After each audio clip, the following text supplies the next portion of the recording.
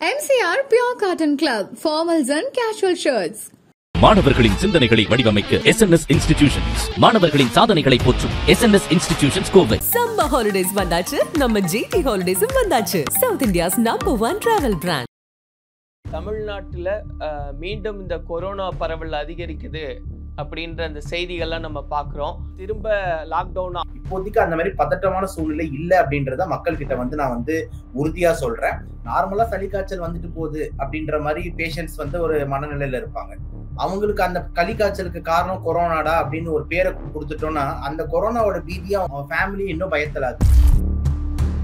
டைரக்டா இந்த ப்ராப்ளம்னால அட்மிட் ஆகுறவங்க பாத்தீங்கன்னா குறைவுதான். வேற ஏதாவது உடல் உபாதைகள் ஆல்ரெடி இருக்கு, அந்த மாதிரி பேஷண்ட்ஸ் தான் சில நேரத்துல ஒரு இருமல் சளி காய்ச்சலோட சேர்ந்து அட்மிட் ஆகுறாங்க.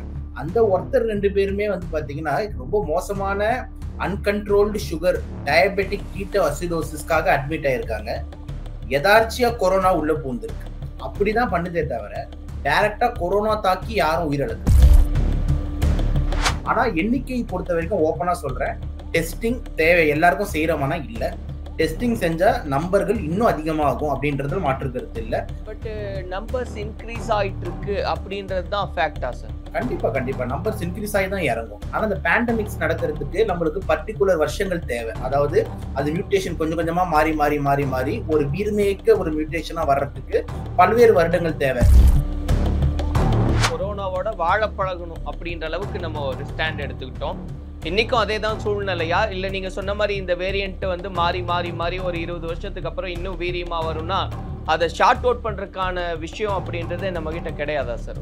நம்மளாம் மனிதர்கள் தோன்றதுக்கு பல்வேறு நூற்றாண்டுகளுக்கு முன்னாடியே கிருமிகள் இந்த பூமியில வாழ்ந்துகிட்டு அப்படின்னு இருக்கும் போது அவங்க பாத்தீங்கன்னா வருஷம் ஏதாவது ஒரு சின்ன சின்ன மியூட்டேஷன்ஸ் பண்ணி வாழதான் பார்ப்பாங்க. பட் ஆனா அதை தடுக்க முடியுமா அப்படின்னு பாத்தீங்கன்னா கண்டிப்பா முடியும். கலாட்டா நேயர்களுக்கு வணக்கம். நான் சரவண ராம்குமார். இன்று நம்மோடு டாக்டர் சபரி அவர்கள் நினைச்சிருக்காரு. அவர்கிட்ட நிறைய விஷயங்களை பேசலாம். சார் வணக்கம். வணக்கம் சார். வணக்கம் சார். சார், இந்த தமிழ்நாட்டில் மீண்டும் இந்த கொரோனா பரவல் அதிகரிக்குது அப்படின்ற அந்த செய்திகள்லாம் நம்ம பார்க்குறோம். பொது இடங்களில் முகக்கவசங்கள் அணியணும், அது அவசியம் அப்படின்ற அறிவிப்புகள்லாம் வர்றதெல்லாம் பார்க்குறோம். அதனுடைய அந்த பரவல் எப்படி இருக்கு சார்? நிறைய பேர் அது திரும்ப லாக்டவுன் அந்த மாதிரியான கேள்விகள்லாம் இருந்தது. அரசாங்கம் அப்படியான சூழ்நிலை இல்லை, தொடர்ந்து கண்காணிக்கிறோன்றதெல்லாம் சொல்றாங்க. ஆனா எப்படி அந்த பரவல் இருக்கு? இல்ல, ஆக்சுவலா நம்மளுக்கு ரிப்போர்ட் ஆகிற கேசஸே பாத்தீங்கன்னா கம்மி தான். இன்னும் கேசஸ் அதிகமா தான் இருக்கும். ஓகேங்களா? ஏன்னா டெஸ்டிங்ன்றது நம்ம எல்லாருக்கும் பண்றது இல்லை.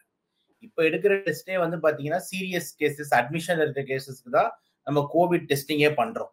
ஸோ இப்போ இந்த கோவிட் டெஸ்டிங் இப்போ ஓபிக்கு வராங்களே, டெய்லி எனக்கு சும்மா இருமல் இருக்கு, லைட்டா சளி ஜுரம் இருக்கு அப்படின்னு டெய்லி ஓபிக்கு ஏகப்பட்ட பேஷண்ட்ஸ் எப்பயுமே வருவாங்க. அந்த பேஷண்ட்ஸ்க்கெல்லாம் நம்ம பண்ண ஆரம்பிச்சோம். ஒருத்தவங்க டெஸ்டிங் பண்ணது இன்னும் அதிகமா இருக்கும். ஸோ டெஸ்டிங் அவசியமானு கேட்டீங்கன்னா பாத்தீங்கன்னா அது தேவை மக்களுக்கு ஒரு பொருளாதார சிக்கலை தான் கொடுக்கும். ஏன்னா ஒரு டெஸ்டிங்குமே ஒரு 3000 ரூபாய் 4000 ரூபாய் அப்படின்ற மாதிரி லேப் வாங்குறோம் அப்படின்னா, ஆனா மாத்திரை என்னமோ ஒரு 200 ரூபாய்க்கு தான் தேவை மாத்திரை எழுத போறோம். கோவிட் பாசிட்டிவ் வந்தாலும் அந்த மாத்திரை தான், இல்லைன்னா அது நெகட்டிவ் ஆனாலும் நம்ம மாத்திரை பெருசா மாற போறது இல்லை. அப்படின்னும் போது தேவையில்லாம நம்ம பேஷண்ட்ஸ் கிட்ட அந்த டெஸ்டிங்காக ஒரு பொருளாதார சிக்கல் ஒண்ணு. 2வது விஷயம் பாத்தீங்கன்னா தேவையில்லாம ஒரு அச்சத்தை அவங்களுக்கு உண்டாக்கும். நார்மலா சளி காய்ச்சல் வந்துட்டு போகுது அப்படின்ற மாதிரி பேஷண்ட்ஸ் ஒரு மனநிலையில இருப்பாங்க. அவங்களுக்கு அந்த களி காய்ச்சலுக்கு காரணம் கொரோனாடா அப்படின்னு ஒரு பேரை கொடுத்துட்டோம்னா அந்த கொரோனாவோட பீதியா அவங்களை ரொம்ப பயத்தலாக்குது, அவங்க ஃபேமிலி இன்னும் பயத்தலாக்குது. அப்படின்றதுனால இந்த ஓபி பேஷண்ட்ஸ்க்கு நம்ம யாரும் டெஸ்ட் எடுக்கிறது இல்லை. டெஸ்டிங் எடுக்கிறது அப்படின்றது பாத்தீங்கன்னா ஐபி பேஷண்ட்ஸ்க்கு தான். அதாவது யார் ஹாஸ்பிட்டல்ல அட்மிட் ஆகுறாங்களோ, இல்ல யார் ஐசியூல இருக்காங்களோ அவங்களுக்கு தான் டெஸ்டிங் செய்யப்படுது. ஓகேங்களா? ஆனா அப்படி அட்மிட் ஆகிறவங்களும் பாத்தீங்கன்னா டைரக்டா இந்த ப்ராப்ளம்னால அட்மிட் ஆகுறவங்க பாத்தீங்கன்னா குறைவுதான். வேற ஏதாவது உடல் உபாதைகள் ஆல்ரெடி இருக்கு, அந்த மாதிரி பேஷண்ட்ஸ் தான் சில நேரத்துல ஒரு இருமல் சளி காய்ச்சலோட சேர்ந்து அட்மிட் ஆகுறாங்க. இப்போ இறப்பு சதவீதம் நீங்க எடுத்தீங்கன்னா கூட ஒரு 6-7 பேர் இறந்திருக்காங்க அப்படின்னு எடுத்தா கூட நம்ம அந்த டெத்து யாரெல்லாம் அவங்களோட ட்ராக் ரெக்கார்டு எடுத்து பார்த்தோம்னா நம்மளுக்கு கிளியரா தெரியுது. சீனியர் சிட்டிசன்ஸ் 80-90 விழுக்காடுல இருக்காங்க. ஒரு 10 பேர் இறந்திருக்காங்கன்னா அதுல கிட்டத்தட்ட 8 பேர் 60 வயதுக்கு மேல்பட்டவங்க இருந்திருக்காங்க. ஒருத்தர் 2 பேர் தான் பாத்தீங்கன்னா அந்த மிடில் ஏஜ் குரூப்ல இருக்காங்க. அந்த ஒருத்தர் 2 பேருமே பாத்தீங்கன்னா ரொம்ப மோசமான அன்கண்ட்ரோல்டு சுகர் டயபெட்டிக் கீட்டோ அசிடோசிஸ்க்காக அட்மிட் ஆயிருக்காங்க. எதார்ச்சியா கொரோனா உள்ள பூந்துருக்கு, அப்படிதான் பண்ணுதே தவிர டைரக்டா கொரோனா தாக்கி யாரும் உயிரிழக்கல. ஆல்ரெடி ஒரு மோசமான இல்னஸ்க்காக அட்மிட் ஆயிருக்காங்க. அந்த இல்னஸ்க்கு உள்ள நடுவுல கொரோனா வந்து ஒரு இன்சிடென்டல் ஃபேக்டரா கூடுது அப்படின்ற மாதிரி தான் இருக்கு. ஸோ அதனால நம்ம பார்வை என்ன அப்படின்னு பாத்தீங்கன்னா வந்து பயப்பட வேண்டிய அவசியம் கிடையாது. இப்போ ஓபி பிராக்டிஸ் பொறுத்த வரைக்கும் வந்துட்டு பயங்கரமா கேசஸ் இன்க்ரீஸ்டா வந்துகிட்டே இருக்காங்க. ஐயோ கட்டேப்படுத்த முடியல அப்படின்ற மாதிரி இல்ல. ஏன்னா அப்படி இருந்தா நம்மளுக்கு முதல்ல தெரியும். ஏன்னா வந்துட்டு நம்ம அந்த துறையில தான் அந்த டிபார்ட்மெண்ட்ல தான் நம்ம இருக்கோம் அப்படின்றதுனால கண்டிப்பா நம்மளுக்கு தெரியும். அந்த மாதிரி இல்ல. ஸோ வந்து வராங்க ஓபி இல்ல மாடரேட்டா வந்து வராங்க அவ்வளவுதானே தவிர வரவங்களும் பாத்தீங்கன்னா ரொம்ப மைல்டு சிம்டம்ஸோட தான் வராங்களே தவிர யாருமே சீரியஸாவோ சிக்காவோ எப்படி நம்ம 2வது அலையில பார்த்தோமோ அந்த மாதிரி இல்ல. 2வது அலையில கண்கூடா நம்மளே வந்து சேனல்ல எல்லாம் பேட்டி கொடுத்தோம். ரொம்ப மோசமா இருக்கு, உடனே லாக்டவுன் நம்ம போடணும், இல்லைன்னா வந்து ஸ்ட்ரிக்டான இது பண்ணணும்ட்டு அதுக்கு நம்ம மேல வழக்கு கூட போடப்பட்டிருக்கு. ஏன் தேவையில்லாம பொருளையே பழக்கிறீங்க. ஆனா உங்களுக்கு தெரியும் 2வது அலையில அதுக்கப்புறம் அதுதான் நடந்தது. ஸோ முதல் நம்மளுக்கு கிரவுண்ட்ல இருக்கிறதுனால நம்மளுக்கு வந்து அந்த பேஷண்ட்ஸோட ஃப்ளோ வச்சு நம்ம கண்டுபிடிச்சிடலாம், சிம்டம்ஸ் வச்சு கண்டுபிடிச்சிடலாம், வீரியத்தை வச்சு கண்டுபிடிச்சிடலாம். இப்போதைக்கு அந்த மாதிரி பதட்டமான சூழ்நிலை இல்லை அப்படின்றத மக்கள் கிட்ட வந்து நான் வந்து உறுதியா சொல்றேன். அதே மாதிரி WHO அதான் சொல்லியிருக்கு, இது ஒரு வேரியன்ட் ஆஃப் இன்ட்ரெஸ்ட் அப்படின்னு தான் சொல்லியிருக்க தவிர இது ஒரு வேரியன்ட் ஆஃப் கன்சர்ன் சொல்லல. இப்ப வந்திருக்க அந்த கொரோனா சப்டைப்ப இது நீங்க வந்து பாத்துக்கோங்க அப்படின்னு தான் சொல்லியிருக்க தவிர பயந்துக்கோங்க இல்லைன்னா வந்து உடனே நடவடிக்கை வந்து நம்ம ஸ்ட்ரிக்டா ஆக்கணும், லாக்டவுன் மாதிரி நடவடிக்கை எடுங்கன்னு சொல்லிட்டு WHO சொல்லல. அதே மாதிரி நம்மளோட ICMR நம்மளோட இந்தியனோட மெடிக்கல் கவுன்சில் கூட வந்து அந்த மாதிரி வந்து எந்த விதமான கைட்லைன்ஸும் கொடுக்கல. பிளஸ் நம்மளோட ஸ்டேட் கவர்மெண்ட் கிட்ட விட்டுருக்காங்க. ஸ்டேட் கவர்மெண்ட்டும் வந்து பாத்தீங்கன்னா சமீபமா ஹெல்த் மினிஸ்டர் மா சுப்பிரமணியம் சார் கூட பேட்டி கொடுத்திருந்தாரு. அவரு சொன்னாரு வீரியத்தன்மை வந்து ரொம்ப குறைந்ததா தான் இருக்குன்ட்டு. ஸோ அரசு சைட்ல எல்லாம் நிறைய பேஷண்ட் வந்து சேருவாங்க. நம்மள வந்து பிரைவேட் செக்டர்ல இருக்கிற ஒரு டாக்டர், அரசு சைட்ல உங்களுக்கு தெரியும் சாமானிய மக்கள் எல்லாருமே வந்து 100கணக்கான ஓபி அரசு சைட்ல இருக்கும். ஸோ அவங்களால மறைக்க முடியாது. ஸோ அந்த மாதிரி அதே மாதிரி கவர்மெண்ட் டாக்டர்ஸ் பல பேர் நம்மளோட நண்பர்கள் இருக்காங்க. ஸோ கேட்கும் போது வந்து பாத்தீங்கன்னா இதுக்குன்னு தனியா வந்து ஒரு இன்ஃபிளக்ஸா கேசஸ் வந்து அதிகமா இல்லை அப்படின்றது தான் வந்து காணப்படுது. ஆனா எண்ணிக்கை பொறுத்த வரைக்கும் ஓப்பனா சொல்றேன், டெஸ்டிங் தேவை எல்லாருக்கும் செய்யறோமானா இல்ல. டெஸ்டிங் செஞ்சா நம்பர்கள் இன்னும் அதிகமாகும் அப்படின்றதுல மாற்று கருத்து இல்லை. ஆனா அந்த டெஸ்டிங் தேவையா அப்படின்ற மாதிரி நம்மளோட தனிப்பட்ட பார்வை எடுத்தீங்கன்னா தேவையில்லாம வந்துட்டு ஒரு பொருளாதார ஒரு டெஸ்டிங்க்கு நம்ம செலவு பண்ண வேண்டியது இருக்குன்றதுனால மைல்டு கேசஸா தான் இருக்குன்றதுனால தேவையில்லாம டெஸ்டிங்கும் தேவைன்றது நம்ம பார்வையா இருக்கு. பட் நம்பர்ஸ் இன்க்ரீஸ் ஆயிட்டு இருக்கு அப்படின்றது தான் ஃபேக்டா சார்? கண்டிப்பா கண்டிப்பா நம்பர்ஸ் இன்க்ரீஸ் ஆகி தான் இறங்கும்.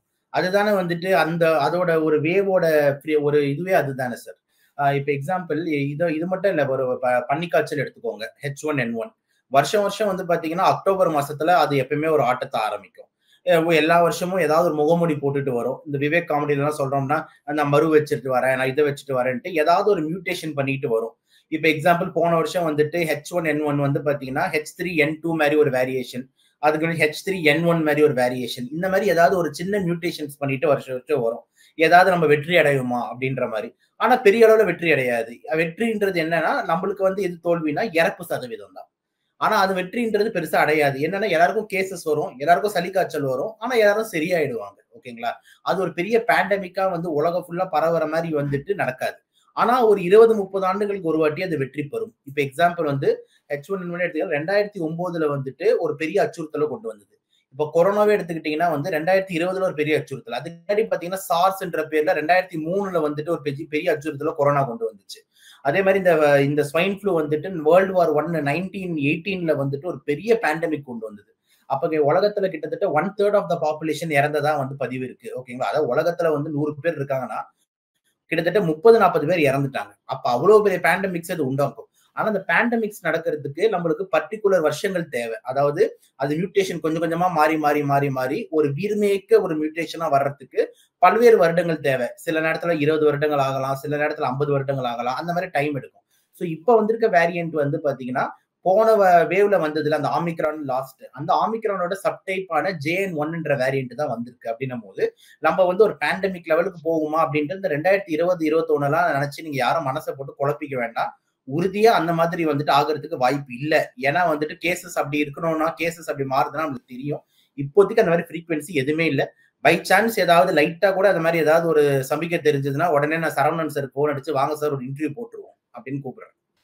அப்போ இன்னும் நிறைய கேள்வி இருக்கு சார் இதை ஒட்டி. இப்போ நம்ம அந்த கோவிட் பீரியடு அந்த வேவ்ஸ் இதெல்லாம் தாண்டி ஒரு விஷயத்த பேசிட்டே இருந்தோம். நியூ நார்மல் அப்படின்றத வந்து நம்ம ஃபாலோ பண்ண ஆரம்பிக்கணும்னு, ஏன்னா கொரோனாவோட வாழ பழகணும் அப்படின்ற அளவுக்கு நம்ம ஒரு ஸ்டாண்ட் எடுத்துக்கிட்டோம். இன்னைக்கும் அதே தான் சூழ்நிலையா? இல்ல நீங்க சொன்ன மாரி இந்த வேரியன்ட் வந்து மாறி, மாறி, மாறி ஒரு 20 வருஷத்துக்கு அப்புறம் இன்னும் வீரியமா வரும்னா, அத ஷார்ட் அவுட் பண்றதுக்கான விஷயம் அப்படின்றது நம்மகிட்ட கிடையாதா சார்? உலக அளவிலேயே கேட்கிறேன்.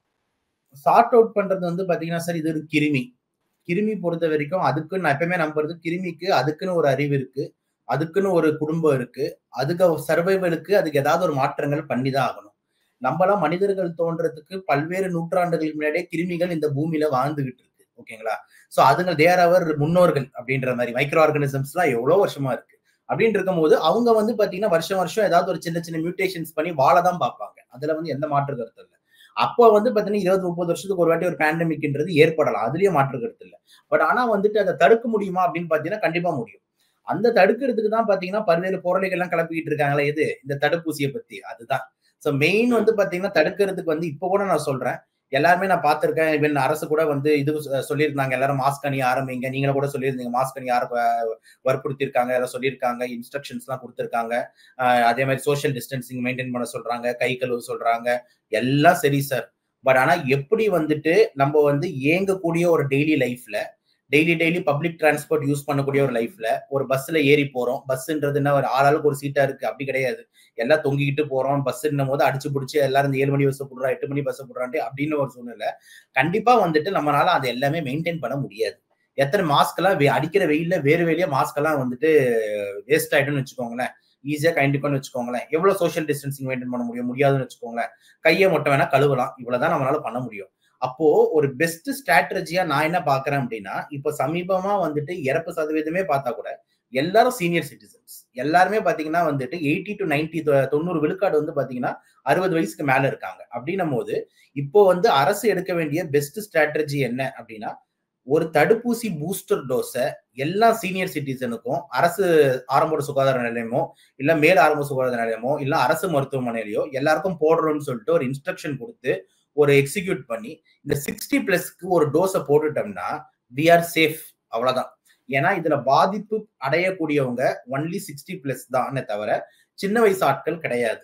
சின்ன வயசு ஆட்கள் பாதிக்கப்படலாம், ஆனா அவங்க ரொம்ப மோசமான உடல் உபாதைகள் ஏதாவது இருக்கணும். அதாவது அன்கண்ட்ரோல் சுகரு, கிட்னி டிரான்ஸ்பிளான்ட் பண்ணிருக்காங்க, அவனுக்கு சின்ன வயசுலயே டயாலிசிஸ் எடுத்துக்கிட்டு இருக்கான், இந்த மாதிரி ஏதாவது மோசமான உடல் உபாதைகள் இருந்தாலும் அவங்களுக்கு வரலாம். அப்போ இந்த மாதிரி ஆட்களுக்கு மட்டும் ஒரு 10 கிரைட்டீரியா போட்டு இவங்கெல்லாம் ஒரு பூஸ்டர் டோஸை வந்து இலவசமா போட்டுக்கோங்க அப்படின்ற மாதிரி.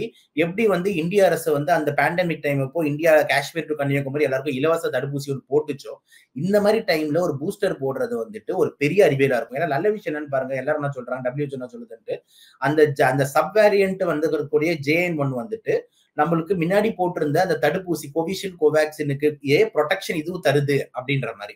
அப்போ கோவேக்சின் கோவிஷீல்டே வந்துட்டு இதுக்கும் ஒரு தடுப்பு ப்ரொடெக்ஷன் தருதுன்னா, அதே வேக்சினை வந்துட்டு எல்லாருக்கும் ஒரு பூஸ்டர் டோஸ் நம்ம போட்டோம்னாலே நம்ம வந்து சேஃப் அப்படின்றது ரொம்ப ரொம்ப இம்பார்ட்டன்ட் பாயிண்ட். அதனால தயவு செஞ்சு வந்துட்டு இது நம்மளோட கோரிக்கையா இருக்கு. நம்ம சேனல் மூலியமா நம்ம எல்லாரையும் வந்து தேவையில்லாம கை கழுவுங்க, இது பண்ணுங்க, அதெல்லாம் பண்றது வந்து கஷ்டம், பிளஸ் அது எஃபெக்டிவாவும் இருக்காது. அப்படின்னும் போது ஒரு தடுப்பூசின்றது ஒரு பெரிய மாற்றங்களை ஒரு தைரியத்தை கொண்டு வரும். ஸோ 60+ பாப்புலேஷன் மட்டும்தான் நான் திருப்பியும் சொல்றேன். சின்ன வயசுங்களோ குழந்தைங்களோ இல்லைன்னா நம்ம யாருங்களோ வந்து யாருமே தேவையில்லை. ரொம்ப 60+. அதுக்கப்புறம் வந்துட்டு மருத்துவமனையில் வேலை செய்யும் இந்த மாதிரி டிபார்ட்மெண்ட்ல வேலை செய்யும் செவிலியர்கள், மருத்துவர்கள், இவங்களுக்கு மட்டும் வந்து ஒரு டோஸ் இலவசமா போடலாம்.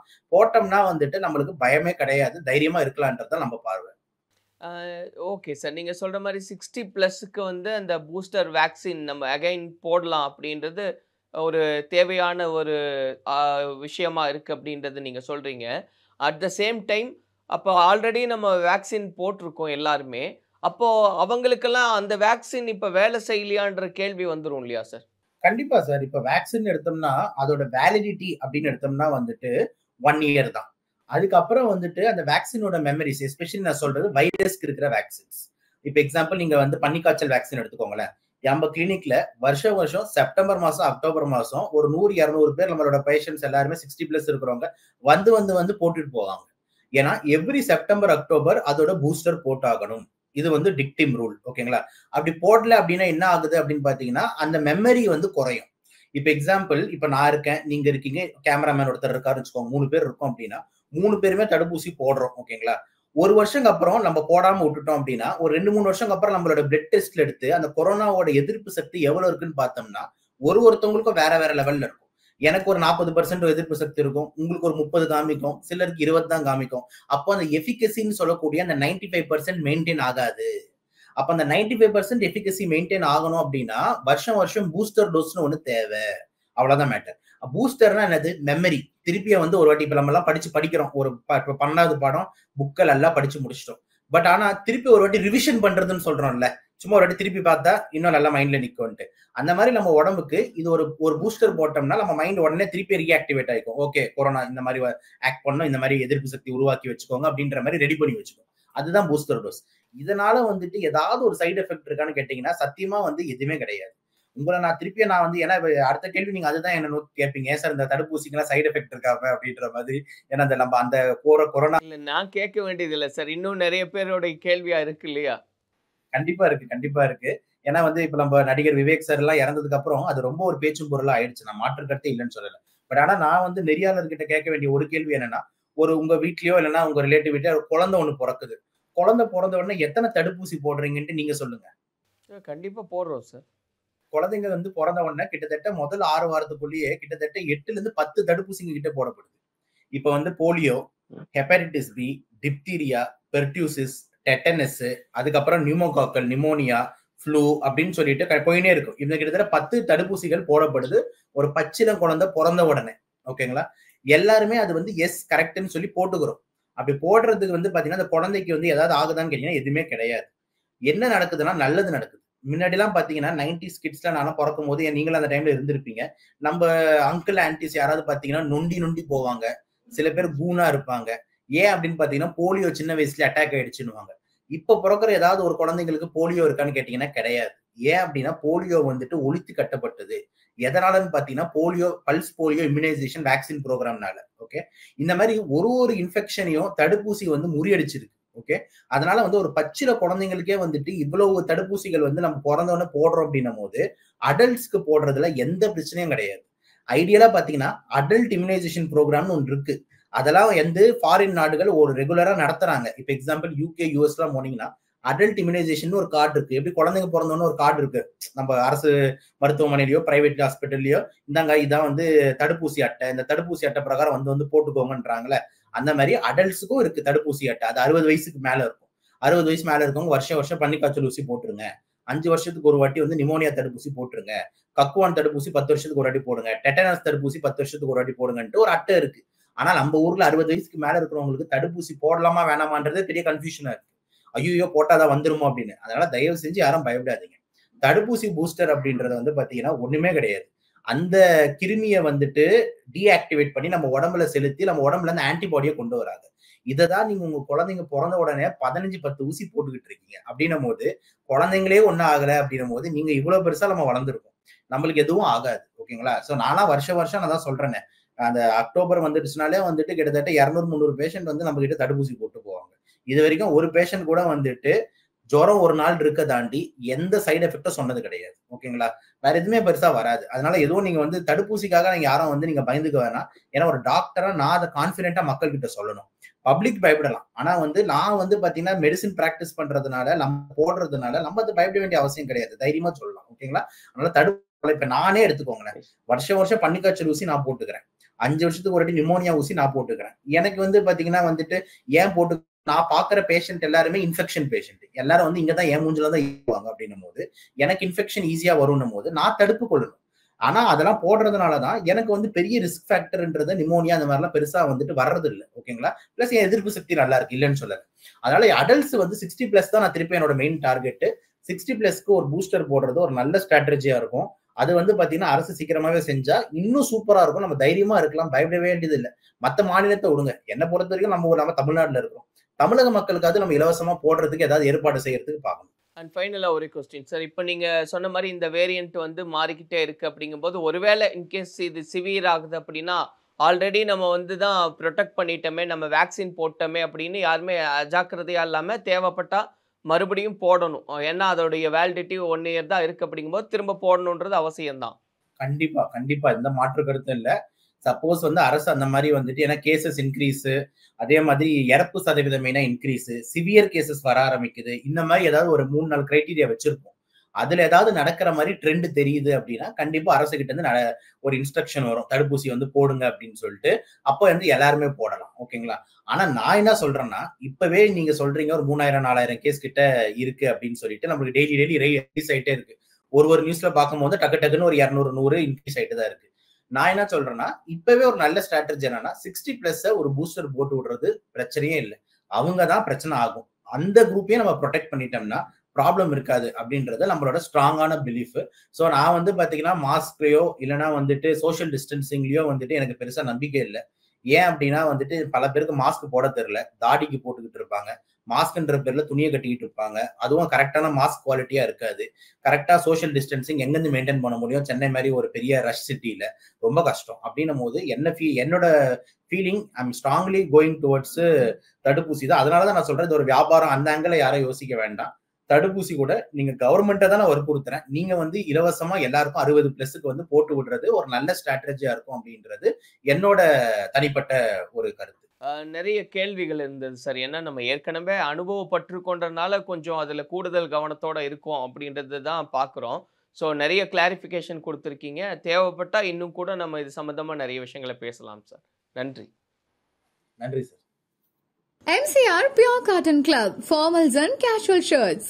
மாணவர்களின் தனித்திறமைகளை மேம்படுத்த SNS இன்ஸ்டிடியூஷன் மாணவர்களின் சாதனைகளை போற்றும் SNS institutions Kovai. Summer holidays வந்தாச்சு, நம்ம GT ஹாலிடேஸும் வந்தாச்சு. South India's number 1 travel brand.